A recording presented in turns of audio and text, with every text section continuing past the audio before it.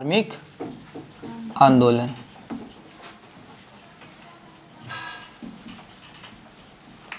अच्छा, आप लोग को ये शब्द से ही क्लियरिटी नहीं मिल रहा है।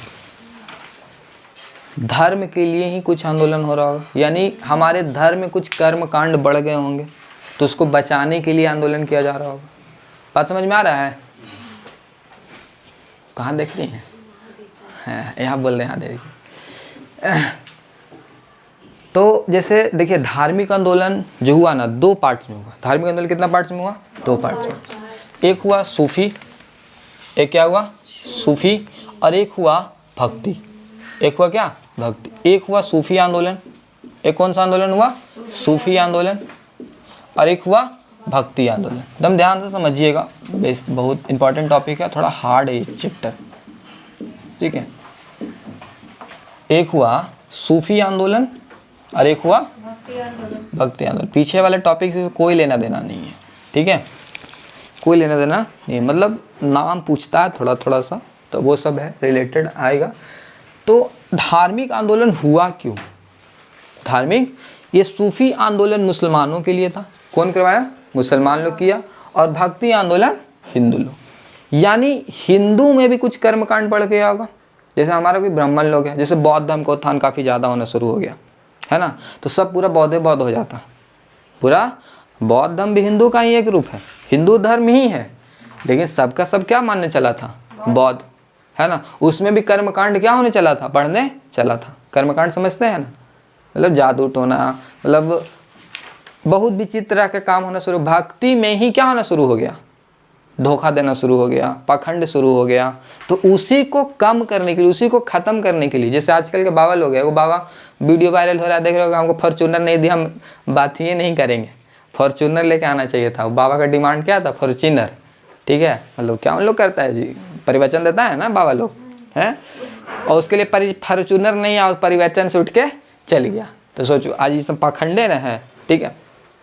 तो उसी को रोकने के लिए ही धार्मिक आंदोलन हुआ। और ये धार्मिक आंदोलन दो पार्ट्स में, कितने पार्ट्स में? दो। यानी जिस तरीके से हिंदुओं में भी पाखंड लोग पैदल, उस तरीके से मुस्लिम में भी इस तरीके का कर्मकांड हुआ। मुस्लिम धर्म में भी ये हुआ। तो मुस्लिम में जो आंदोलन शुरू हुआ उसको क्या कहें हम लोग? सूफी आंदोलन। और जो हिंदुओं में हुआ उसको क्या कहें? भक्ति आंदोलन कहें। क्या कहें?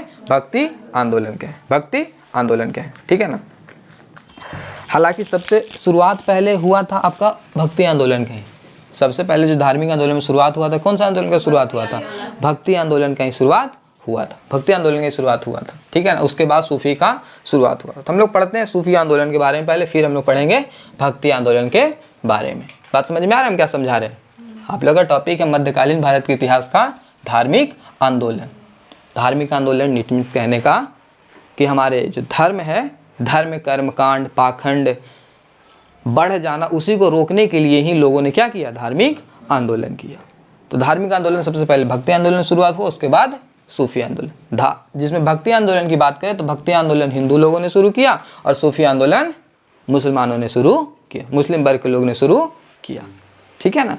अच्छा, आंदोलन की शुरुआत कौन करता? हम आम जनता तो नहीं कर सकते। जो भक्ति मूवमेंट है, यानी कोई ब्राह्मण लोग ही शुरू किया, कोई बाबा लोग ही शुरू किया होगा। उसी तरह सूफी आंदोलन में कोई जो सबसे प्रसिद्ध व्यक्ति होंगे, उनको लग रहा होगा कि ये गलत हो रहा है हमारे धर्म के साथ, वही शुरू किए होंगे। जैसे अभी हम लोग के लिए सबसे फेमस बाबा चल रहा बागेश्वर बाबा, मतलब पूरा हिंदू राष्ट्र घोषित कर देंगे, हैं, कहीं वही वाला बात है, हिंदू राष्ट्र घोषित कर देंगे। या ऑन कैमरा बोल दी, गड़बड़ बात है, ये सब काट देंगे जी, ठीक है। कभी नहीं होगा, क्योंकि हमारा इसमें डरना है क्या बात है। हमारा संविधान ही कहता है कि हमारे संविधान के मूल ढांचा में परिवर्तन नहीं हो सकता। और धार्मिक, जिसमें बताया गया धर्मनिरपेक्ष ही हमारे संविधान की क्या है? मूल ढांचा। इसमें छेड़छाड़ नहीं। हमारा भारत देश भी क्या है? धर्मनिरपेक्ष राष्ट्र है, जिसमें ना कोई हिंदू है, ना कोई मुस्लिम है, ना कोई धर्म का भेदभाव नहीं है। सब लोग यहाँ पे रह सकते हैं, क्योंकि हमारा संविधान कहता है, ठीक है ना। खैर, आइए आगे। तो हम लोग सूफी आंदोलन के बारे में जानते हैं कि सूफी आंदोलन जो सूफी शब्द है, सबसे पहला आता है सूफी शब्द। तो जो सूफी शब्द आया है आपका सफ़ा से आया। कहाँ से आया है? सफ़ा से आया। सूफी शब्द कहाँ से बना है? सफ़ा से बना है। और सफ़ा का मतलब होता है पवित्र। सफ़ा का मतलब क्या होता है? पवित्र। सफ़ा का मतलब क्या होता है? पवित्र। यानी पवित्र किस क्षेत्र में पवित्र? आध्यात्मिक के क्षेत्र में पवित्र। आध्यात्मिक के क्षेत्र में पवित्रता मतलब कि पूजा पाठ में पवित्रता। समझ में आ रहा है? तो आध्यात्मिक के क्षेत्र में पवित्रता, मानसिक रूप से पवित्रता, है ना। आपको किसी धर्म के प्रति आपका मान सम्मान बढ़िया होना चाहिए, किसी के प्रति सोच बढ़िया होना चाहिए। समझ रहे हैं? वो ऐसा वो पवित्र की बात किया जा रहा है यहाँ पे, ठीक है ना। आपका मानसिक बढ़िया होना चाहिए, आप मन में क्या सोच रहे हैं उसमें पवित्रता होनी चाहिए, आपके आध्यात्मिक पवित्रता होनी चाहिए, ठीक है। आपका आध्यात्मिक पवित्रता होनी चाहिए। बात समझ में आ रहा है? तो ये सफ़ा का मतलब ही क्या होता है? पवित्र। क्या होता है? पवित्र होता है, ठीक है ना। देखिए सूफी में क्या होता था, सूफी में चेला भी होता था, ठीक है ना। सूफी जो सूफी आंदोलन हुआ उसमें चेला, गुरु भी होते थे। क्या होते थे? गुरु भी होते थे। और जहाँ पे शिक्षा दिया जाता था, जहाँ पे सूफी निवास करते थे, जहाँ पे सूफी निवास करते थे, सूफी जहाँ पे निवास करते थे, उस सब जगह का नाम है। जैसे चेला को क्या कहा जाता था? चेला को कहा जाता मुरीद। क्या कहा जाता था? मुरीद। चेला को क्या कहा जाता था? मुरीद। और गुरु को कहा जाता पीर। गुरु क्या कहा जाता था? पीर। और सूफी जहाँ पे निवास करते थे उसको कहा जाता था खानखा मठ। खानखा मठ कहा जाता। क्या कहा जाता था? खानखा मठ। खानखा मठ कहा जाता था। सुनिएगा ध्यान से कि जो सूफी आंदोलन है, तो हम क्या बताएं कि इसमें बड़े बड़े गुरुओं लोग होंगे, उनका शिष्य भी होगा। तो शिष्य को यानी चेला को क्या कहा जाता था? मुरीद। गुरु को क्या कहा जाता था? पीर। और जहाँ पे सूफी निवास करते थे उसको खानखा मठ कहा जाता। खानखा मठ कहा जाता। क्या कहा जाता था? अब गुरु था तो शिक्षा तो देगा ही, है ना। तो शिक्षा देने वाले जगह को कहा जाता था आपका जयमत खाना। जयमत खाना, जयमत खाना। शिक्षा देने वाले जगह को क्या कहा जाता था? जयमत खाना कहा जाता। जयमत खाना। बात समझ में आ रहा है? कुछ हम क्या समझा रहे हैं? सूफी आंदोलन शुरुआत हुआ, सूफी जो शब्द आया सफ़ा से आया। अब जो सूफी आंदोलन था तो ऐसे ही तो नहीं शुरू हो गया होगा, ऐसे ही तो नहीं शुरू हो गया होगा। इसमें शिष्य भी होगा, पहले एक संगठन बना होगा, सबको शिक्षा दिया गया होगा, है ना। फिर उनका शिष्य बना होगा, गुरु बने होंगे, जहाँ पे निवास करते होंगे। वो सब जगह का नाम है। जिसे चेला को क्या कहा जाता था? मुरीद कहा जाता। गुरु को क्या कहा जाता था? पीर कहा जाता था। सूफी जहाँ पे निवास करते, जहाँ पे रहते थे, उसको खानखा मठ कहा जाता था। खानखा मठ कहा जाता था। और जहाँ पे शिक्षा दिया जाता था, जहाँ पे शिक्षा दिया जाता था उसको जयमत खाना कहा जाता। क्या कहा जाता था? जयमत खाना कहा जाता। बात समझ में आया? बात समझ में आया? जयमत खाना कहा जाता। क्या कहा जाता था? जयमत खाना कहा जाता। देखिए जब आपका सूफी आंदोलन शुरू हुआ, सूफी आंदोलन शुरू होते समय दो शब्द निकल के आया। दो शब्द निकल के आया। दो शब्द जो आया, एक शब्द आया समा, एक आया समा, एक आया फना। एक आया समा, एक आया फना। अभी दोनों का मतलब समझिए क्या कहता है ना। देखिए मोक्ष की प्राप्ति के लिए दो शब्द आया था, एक शब्द आया समा और एक शब्द आया फना। मोक्ष की प्राप्ति मतलब समझते हैं ना, मुक्ति मिल जाना, मुक्ति। तो सूफी आंदोलन वालों का कहना था कि जो इसको मानेगा, जो इसको मानेगा, मतलब आपको मोक्ष की प्राप्ति कैसे होगा? मोक्ष की प्राप्ति कैसे होगा? तो जो संगीत एवं नृत्य के माध्यम से, संगीत एवं नृत्य के माध्यम से, संगीत एवं नृत्य के माध्यम में जो विलीन है उसको क्या कहते थे हम लोग? समा कहते थे। क्या कहते थे? समा। जो संगीत एवं नृत्य में विलीन है उसको क्या कहते थे? समा। और इसमें विलीन होता तभी उसको फना मिलता था, यानी उसको ईश्वर की प्राप्ति होती थी। उसको ईश्वर की प्राप्ति होती थी। बात समझ में आया? यानी ईश्वर की प्राप्ति होने के लिए आपको समा में झूमना पड़ेगा, तब आप फना होइएगा। तब आप क्या होइएगा? फना होइएगा। यानी संगीत हो, नृत्य हो, आपको पूजा पाठ करना है तो उसको क्या कहते थे? समा। और समा में जब चले गए तो आपको क्या होना पड़ता था? फना होना पड़ेगा, जिसको कहते थे ईश्वर की आपको क्या हो जाएगी? प्राप्ति। इसी को कहते हैं मोक्ष की प्राप्ति होती है। इस किस में? सूफी आंदोलन में। सूफी आंदोलन में ये दो शब्द निकल के आया, दो शब्द निकल के आया था। अगर बात करें ये मुस्लिमों का था तो मुस्लिम में दो कानून था। मुस्लिम में दो कानून था। मुस्लिम वर्ग में दो कानून था। दो कानून था। जो दो कानून था, एक कानून को हम लोग कहते थे वासरा। क्या कहते थे? वासरा। टर्म थोड़ा हार्ड मिलेगा क्योंकि अरबी शब्द है, सब मुस्लिम शब्द है, तो थोड़ा अजीब ही रहता है, अकबकाइएगा नहीं। एक शब्द जो मिला, क्या मिला? वासरा। और एक शब्द जो मिला वेशरा। क्या मिला? वेशरा। देखिए मुस्लिम वर्ग में दो कानून था, एक था वासरा और एक था वेसरा, एक था वासरा एक था वेसरा। अब दोनों कानून में कुछ खासियत होगा, कुछ खासियत होगा ना कानून में। खासियत क्या था? तो बासरा कानून में जो क्या था कि इसमें नियम कानून था। क्या था? नियम कानून से रहना, नियम कानून से रहना था। मतलब नियम कानून में बंध के रहने वाले को क्या कहा जाता था? वासरा। यानी नियम कानून के अंदर जो बंध के रहते थे उसको क्या कहते थे? वासरा कहते थे। यानी इसमें होता था शरीयत कानून। क्या होता था? शरीयत कानून। अब बहुत होता है इन लोग का शरीयत कानून खतरनाक होता है, जब मौते के सजा में। शरीयत कानून, शरीयत कानून, कौन सा कानून? शरीयत कानून। कौन सा कानून? शरीयत कानून। ठीक है ना। मतलब है कि मुस्लिम की विचारधारा था, मुस्लिम का एक विचारधारा था कि जो नियम कानून में बंध के रहेगा वो किस कानून के अंतर्गत? वासरा के अंतर्गत है। किसके अंतर्गत है? वासरा। जिसको क्या मानना पड़ेगा? शरीयत का कानून मानना पड़ेगा। ठीक है ना। और जो वेसरा उसको कहते हैं जो कोई नियम कानून नहीं, कोई धर्म को नहीं मानता है, वो किस में आ जाता था? वेसरा में आ जाता। जिसका कोई धर्म नहीं, कोई धर्म नहीं, कोई नियम कानून नहीं, कोई नियम कानून नहीं, वो किस में आ रहा है? वेसरा में। और वासरा किसको कह रहे हैं? जिसका नियम कानून में बंध के रहा, जो व्यक्ति नियम कानून में बंध के रह रहा हो, जो शरीयत को मान रहा हो, शरीयत कानून के मान रहा हो, वो कैसा? वासरा। और वेसरा जिसका कोई धर्म नहीं मान रहा हो, कोई नियम कानून के अंतर्गत नहीं आ रहा हो, वो क्या हो गया? वेसरा। ये मुस्लिम वर्ग में दो कानून था, दो कानून प्रचलित था, दो कानून प्रचलित था। अगर बात करें कि भारत में जो सूफी आंदोलन की शुरुआत हुई, तो सूफी आंदोलन की शुरुआत करने वाले कुछ लोग होंगे, तो उसी में जो सबसे पहला सूफी आंदोलन की शुरुआत जो करने वाले थे, जो संप्रदाय का शुरुआत करने वाले थे, उसका नाम था चिश्ती संप्रदाय। कौन सा संप्रदाय? चिश्ती संप्रदाय। कौन सा संप्रदाय? चिश्ती संप्रदाय। जो सूफी आंदोलन की शुरुआत करने वाले जो पहले हुए वो कौन संप्रदाय के लोग हुए? चिश्ती संप्रदाय के लोग हैं। जो सूफी आंदोलन की शुरुआत करने वाले सबसे पहले वो कौन संप्रदाय के लोग हुए? चिश्ती संप्रदाय के लोग हैं। कौन संप्रदाय के लोग हैं? चिश्ती। और जब सबसे शुरुआती में है तो सबसे पुराना भी होगा। तो क्वेश्चन पूछ दिया कि सबसे पुराना सूफी आंदोलन शुरुआत करने वाले कौन सा संप्रदाय? तो कौन सा है? चिश्ती संप्रदाय। कौन सा संप्रदाय है? चिश्ती संप्रदाय। अगर बात करें ना तो कुल्ले अगर कुल संप्रदाय की बात करें, कुल संप्रदाय की बात करें, इन लोगों का कुल संप्रदाय जो था वो 12 था। कितना था? 12 था। लेकिन भारत जो आया था, कहाँ? भारत जो आया था, भारत में 6 आया था। भारत कितना आया था? 6। सुनिएगा ध्यान से।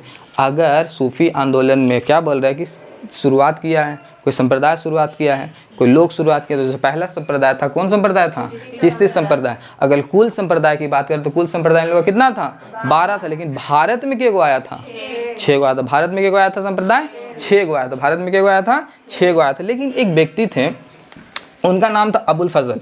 क्या नाम था? अबुल फजल। अबुल फजल। इनके द्वारा एक पुस्तक लिखा हुआ, उसका नाम है अकबरनामा। क्या नाम है? अकबरनामा। अकबरनामा। अबुल फजल के द्वारा पुस्तक लिखा हुआ है, उनके द्वारा लिखा हुआ पुस्तक है जिसका नाम क्या है? अकबरनामा। ये बोले हैं इनके अनुसार कुल संप्रदाय की संख्या 14 थी। कुल संप्रदाय की संख्या कितनी थी? क्वेश्चन पूछता है कि अबुल फजल के अनुसार कुल संप्रदाय की संख्या कितनी है? 14। अबुल फजल के अनुसार कुल संप्रदाय की संख्या कितनी है? और अबुल फजल ने कौन सा पुस्तक लिखा है? अकबरनामा। और यही अकबरनामा में इसकी जानकारी मिलती है, लेकिन कुल संप्रदाय इन लोगों के अनुसार, मुस्लिम सूफी के अनुसार कितना है? 12। लेकिन भारत के आया था 6 गो। भारत के आया था 6 गो आया था। एक गर्म होता है जी, एक गर्म होता है। ठीक है। तो 6 गो आया था। तो पहला कौन संप्रदाय हो गया? चिश्ती संप्रदाय। पहला कौन संप्रदाय हो गया?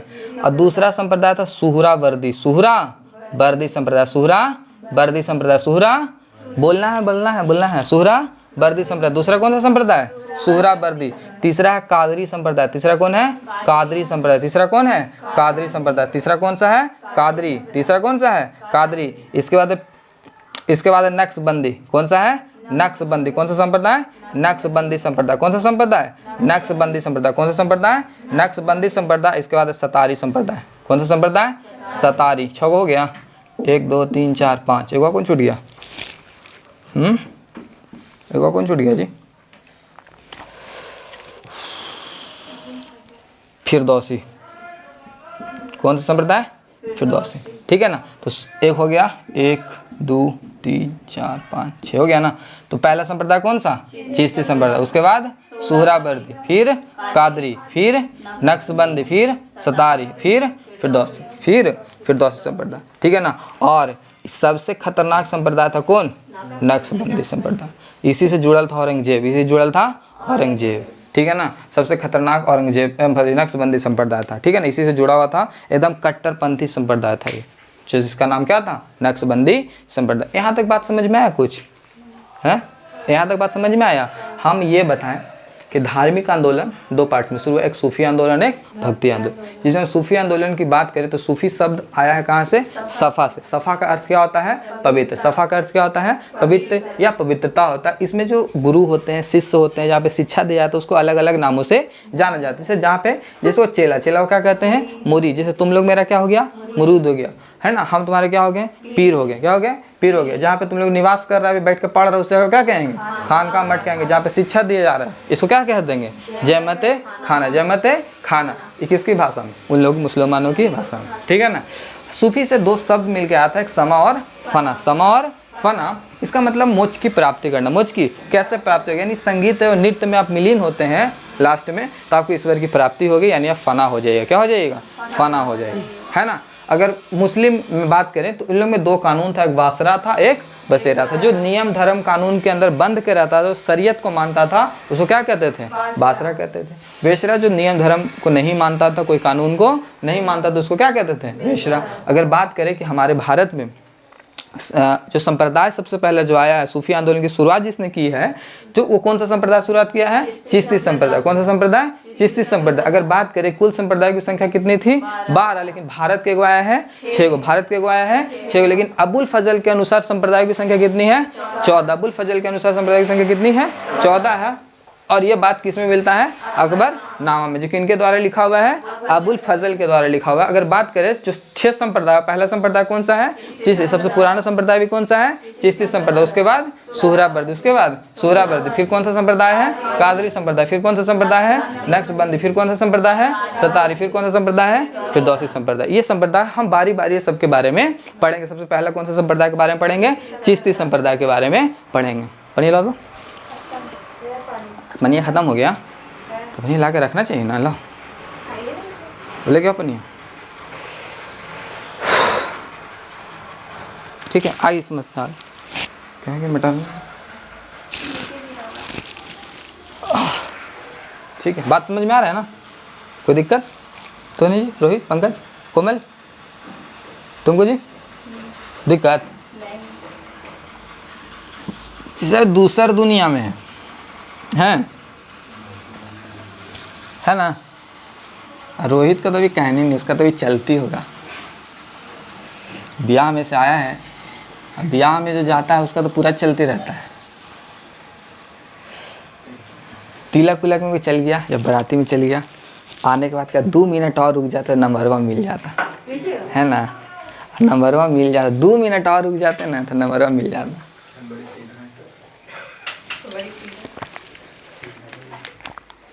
सीधा है। दुनिया का 2 सबसे बड़ा झूठ पता है क्या है? कि हमारी बेटी गाय जैसी है, पहला झूठ। दूसरा झूठ बाद में बताएंगे। वो झूठ नहीं, सच है। तो बैल तो है ही है सब बेटा। चलिए आइए आगे। दूसरा झूठ बाद में बताएंगे। पहला झूठ जान गए कि हमारी बेटी गाय जैसी है, देखने जाइएगा लड़की लोग को तो बताएं हमारी बेटी है तो गाय जैसा है। यहाँ आने के बाद एक गाना बचेगा। कौन गाना बजेगा? राज करा सोना माहौल बदले वाला, है ना।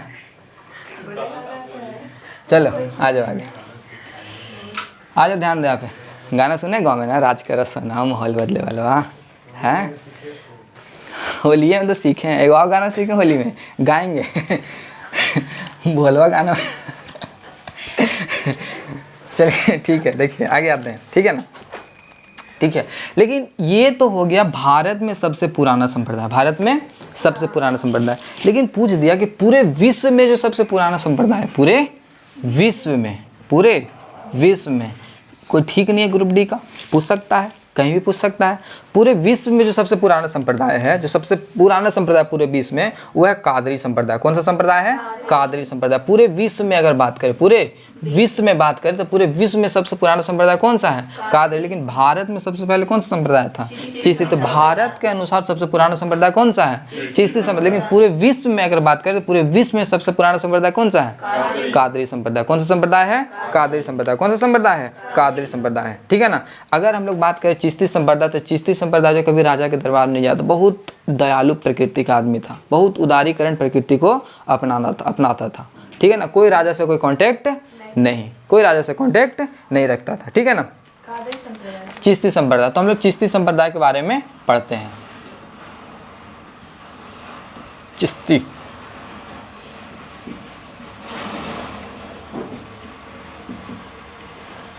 चिश्ती संप्रदाय। चिश्ती संप्रदाय। बैठे कैपेसिटी है ना 2 घंटा है, तो ना पढ़ा रहे हैं, क्या जी कर रहे हैं? बैठिएगा ना जी 2 घंटा, रोइएगा ना। ई है, इसको तो टेंशन लग, कहाँ फंसे आके। 2 दिन से तो बहाना मार ले थी। कल कहाँ नहीं आई थी? ये देखो, अच्छा बहाना है, सो रहे थे। चलिए ध्यान दीजिए।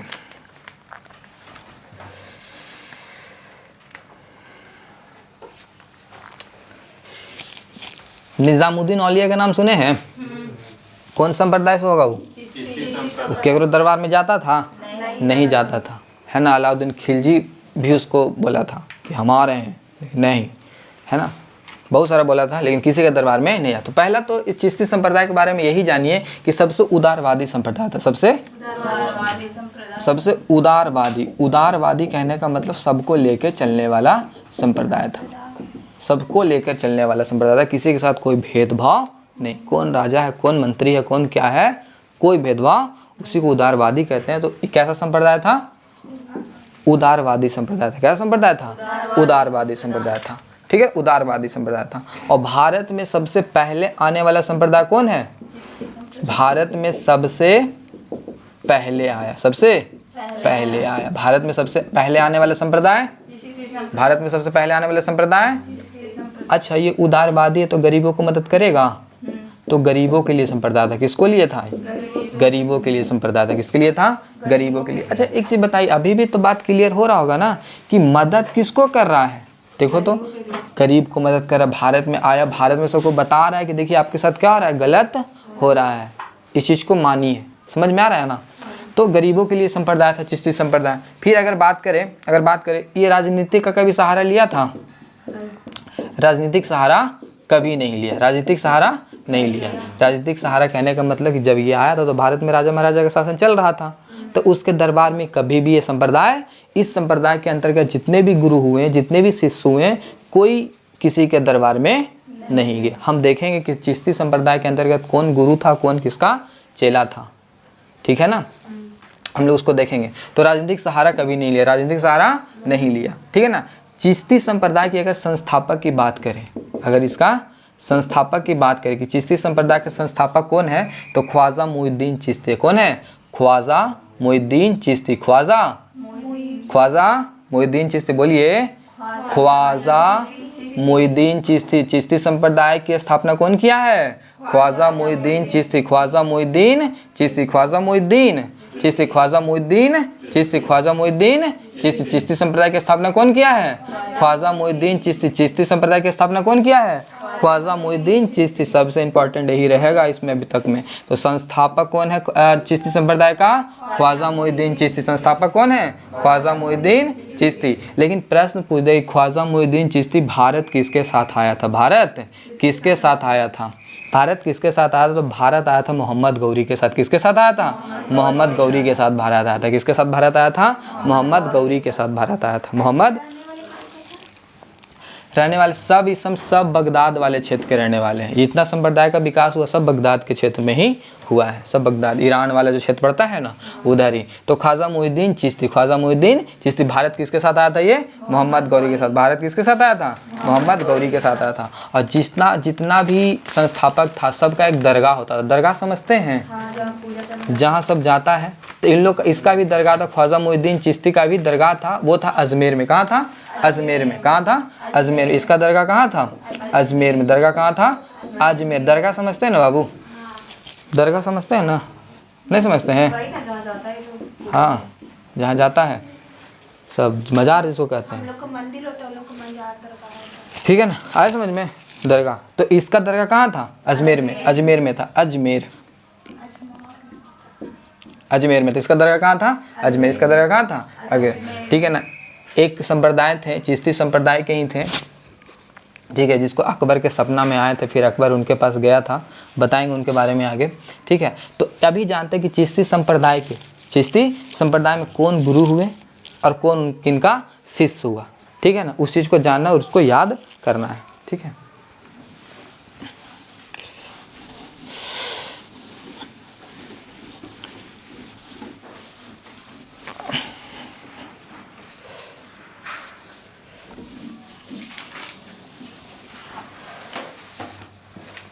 ठीक है, देखिए ध्यान से।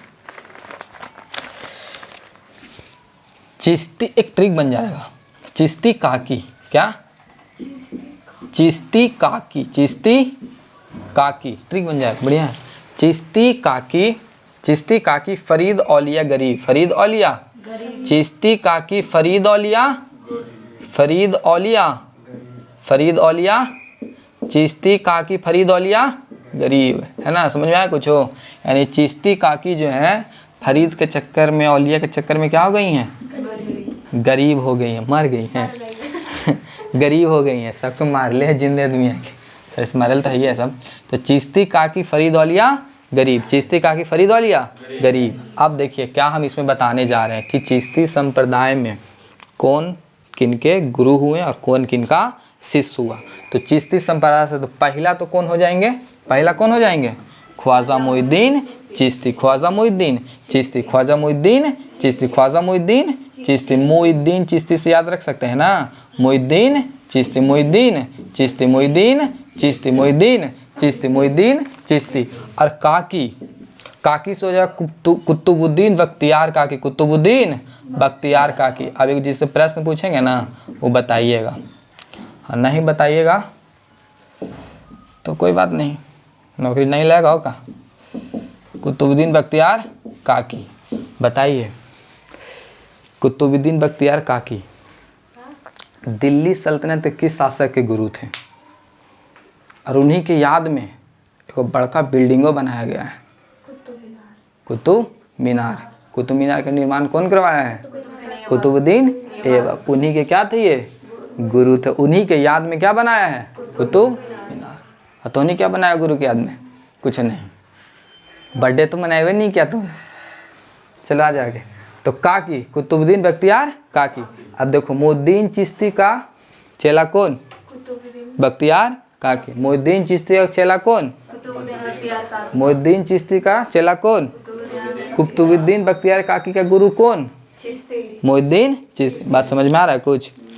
यानी चिश्ती से मुइनुद्दीन चिश्ती, काकी से बख्तियार काकी, काकी से बख्तियार काकी, काकी से बख्तियार काकी। इसके बाद फरीद है, तो बाबा फरीद सबसे इंपॉर्टेंट क्वेश्चन। बाबा फरीद, बाबा फरीद, बाबा फरीद। गुरु ग्रंथ साहिब का नाम सुने होंगे आप लोग, जो अर्जुन देव ने लिखा था।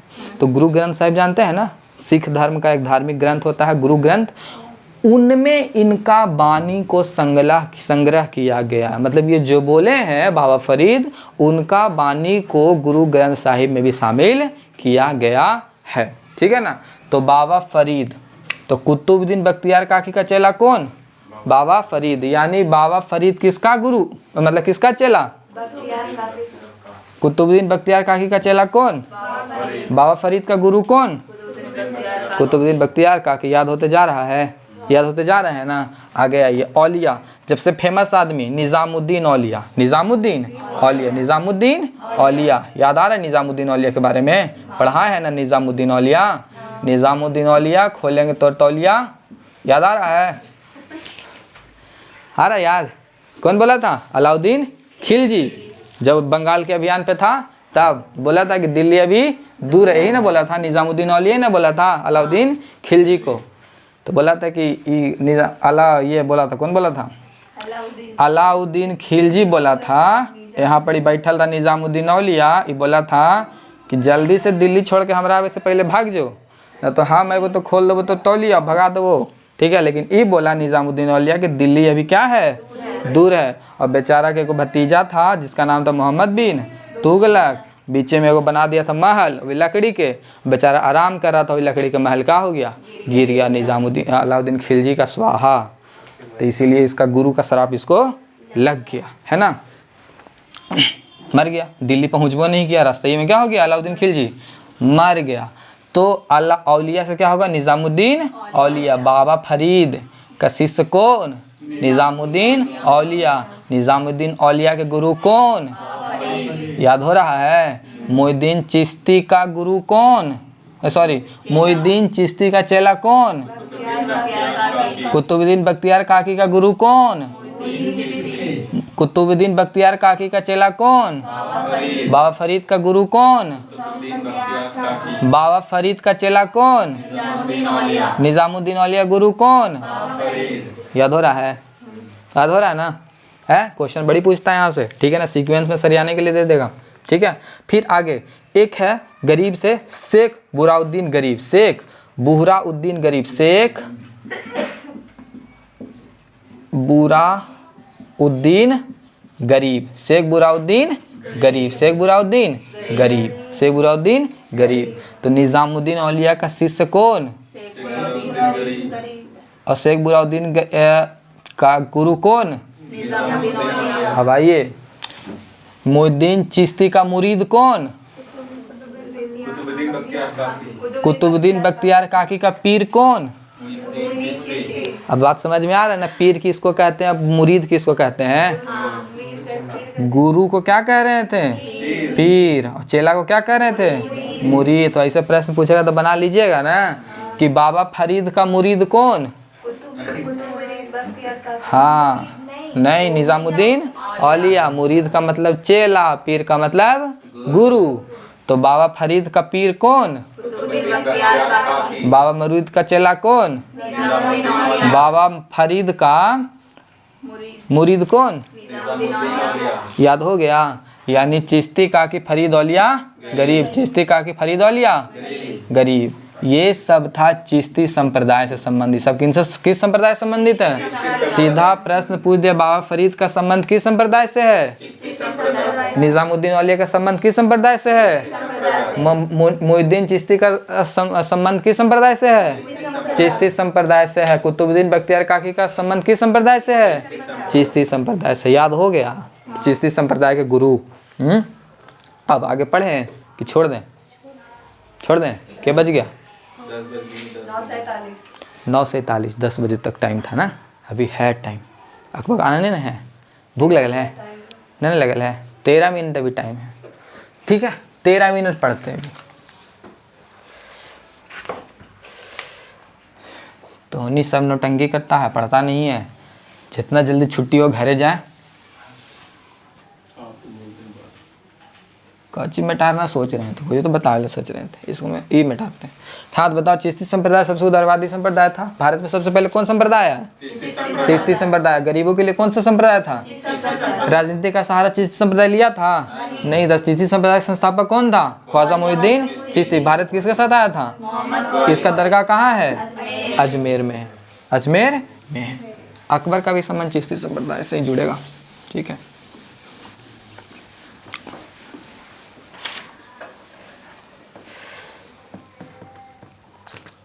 देखो, बाबा फरीद के बारे में तो बता ही दिए कि बाबा फरीद जो थे, इनका बानी का संग्रह किसमें मिलता है, इनका बानी का संग्रह किसमें? गुरु ग्रंथ साहिब में मिलता है। गुरु ग्रंथ साहिब में बाबा फरीद के बानियों का संग्रह किसमें मिलता है? गुरु ग्रंथ साहिब मिलता है। किसमें मिलता है? गुरु ग्रंथ साहिब मिलता है। और इसमें सबसे लोकप्रिय कौन थे? निज़ामुद्दीन औलिया। सबसे लोकप्रिय कौन थे? निज़ामुद्दीन औलिया। और निज़ामुद्दीन औलिया के बारे में थोड़ा सा जानो। हम क्या बोले कि सबका एक दरगाह था, सबका एक दरगाह था, तो निज़ामुद्दीन औलिया का भी दरगाह था। निज़ामुद्दीन औलिया का भी, निज़ामुद्दीन औलिया का था। निज़ामुद्दीन औलिया का जो दरगाह था वो दिल्ली में था। कहाँ था? दिल्ली में। निज़ामुद्दीन औलिया का दरगाह कहाँ था? दिल्ली में। निज़ामुद्दीन औलिया का दरगाह कहाँ था? दिल्ली में। निज़ामुद्दीन औलिया का दरगाह कहाँ? दिल्ली में। कहाँ था? दिल्ली में। ठीक है ना, दिल्ली में था। निज़ामुद्दीन औलिया का दरगाह दिल्ली में था। ठीक है। और ये किससे मिलने के लिए बोला था? अलाउद्दीन खिलजी से। लेकिन मिला था? नहीं मिल पाया था। नहीं, बोला था दिल्ली अभी क्या है? दूर है। दिल्ली अभी दूर है। दिल्ली अभी दूर है। ठीक है ना। गयासुद्दीन तुगलक भी इससे मिलना चाहा था, वो भी नहीं मिला था किसी के दरबार में, क्योंकि चिश्ती संप्रदाय का संबंध था कि हमको राजनीति से कोई लेना देना नहीं है। किसी के दरबार में जाता भी नहीं था। तो कोई राजा से क्यों मिलेगा कोई, है ना? कोई सेठ तुम थोड़ी हो रहे हो। तो ये हो गया निज़ामुद्दीन औलिया को। ठीक है ना। और ये जो थे ना, एक बात है कि जो सूफी आंदोलन है, सूफी आंदोलन को दक्षिण भारत में, कहाँ? दक्षिण भारत में जो फैलाने का काम किया था वो कौन किया था? शेख बुरहानुद्दीन गरीब किए थे। कौन किए थे? दक्षिण भारत कहने का मतलब ई वाला क्षेत्र में जो फैलाने का सूफी आंदोलन काम किया था कौन किए थे? शेख बुरहानुद्दीन गरीब किए थे। शेख बुरहानुद्दीन गरीब किए थे। शेख बुरहानुद्दीन गरीब किए थे। तो निज़ामुद्दीन औलिया के बारे में समझते हैं। तो निज़ामुद्दीन औलिया का दरगाह कहाँ है? दिल्ली में। जो बनवाया था मोहम्मद बिन तुगलक। जो कौन बनवाया था? मोहम्मद बिन तुगलक बनाया था। कौन बनवाया था? मोहम्मद बिन तुगलक बनवाया था। कौन बनवाया था? मोहम्मद बिन तुगलक बनाया। और ये गरीबों के लिए ही थे। ठीक है ना, गरीबों के लिए ही थे। ठीक है ना। देखो, अब निज़ामुद्दीन औलिया के भी गुरु थे, निज़ामुद्दीन औलिया के भी शिष्य थे, और भी शिष्य थे। अमीर खुसरो। कौन? अमीर खुसरो। ठीक है ना। अमीर हसन और शेख सलीम चिश्ती। शेख सलीम चिश्ती सब निज़ामुद्दीन औलिया के शिष्य थे। सब निज़ामुद्दीन औलिया के शिष्य थे। सब निज़ामुद्दीन औलिया के शिष्य। निज़ामुद्दीन नहीं गलती बता दिया कुछ क्या? नहीं, हाँ ये सॉरी गलती बता दी। यहाँ पे शेख बुरहानुद्दीन जो जितना भी बोले हैं ना, सब किसके शिष्य थे? शेख बुरहानुद्दीन गरीब के। जितना भी बोले हैं ना, क्या क्या बोले? अमीर खुसरो बोले, अमीर हसन बोले, और एक नाम और क्या लिए थे? शेख सलीम चिश्ती। शेख सलीम चिश्ती। और यही शेख सलीम चिश्ती का सपना आया था अकबर को।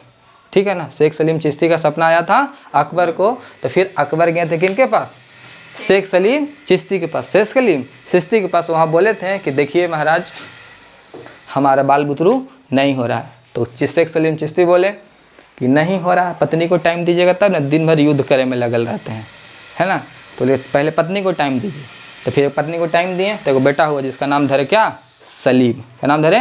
सलीम। ठीक है। तो यही शेख सलीम चिश्ती के ही आशीर्वाद से एक बेटा हुआ था जिसका नाम क्या था?